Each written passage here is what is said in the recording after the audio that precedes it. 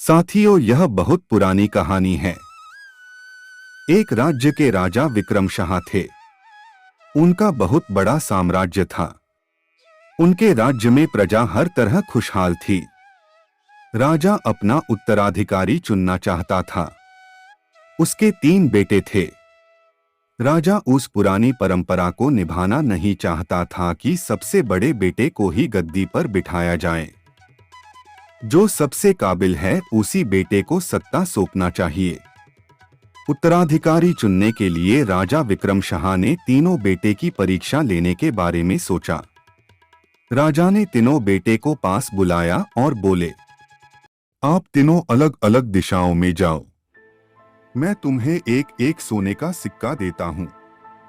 इससे तुमको पुराने महल को भर देना है। बड़े बेटे ने पूछा, पर ऐसा क्यों पिताजी? तुम कार्य पूरा करके आओ, फिर बताता हूँ। तीनों बेटे ने एक एक सोने का सिक्का लेकर अपनी अपनी दिशा के महल के तरफ बढ़ गए। महल के पास जाकर पहले बेटे ने सोचा, पिता तो सठिया गए। इतने थोड़े फार पैसों में इतना बड़ा महल को ही भी कैसे भर सकता है? ये नामुमकिन है। इस पैसों का क्या करूं? उसने सोचा, हाँ, यह ठीक रहेगा। बड़ा बेटा एक मैखाने गया, दारू पी और सारा पैसा खर्च डाला। राजा के दूसरे बेटे ने भी सोचा। वह इस नतीजे पर पहुंचा कि शहर में सबसे सस्ता और अच्छा तो कूड़ा कचरा ही है।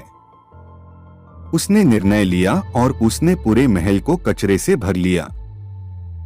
राजा के तीसरे बेटे ने 2 दिन तक इस पर चिंतन मनन किया। महल को एक सिक्के से कैसे भरा जा सकता है? पिता को पूरा विश्वास था, वाकई को ही करे ना करे, मेरा छोटा बेटा इस परीक्षा में जरूर पास होगा।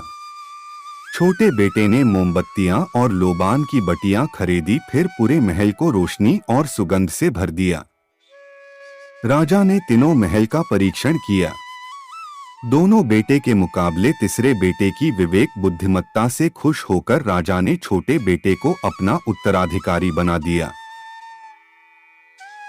इस कथा से हमें यह शिक्षा मिलती है कि बुद्धिमत्ता से कुछ भी पाया जा सकता है।